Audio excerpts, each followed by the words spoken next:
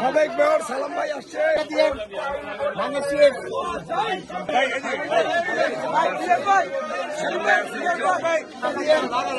কথা বলবো ভাই।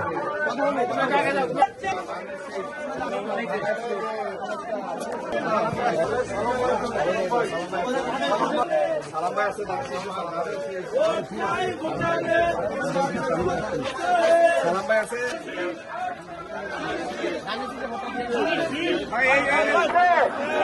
ওই খালেদা জিয়ার কোন মার্কা আছে? ওই সালাম ভাইয়ের কোন মার্কা আছে? মার্কা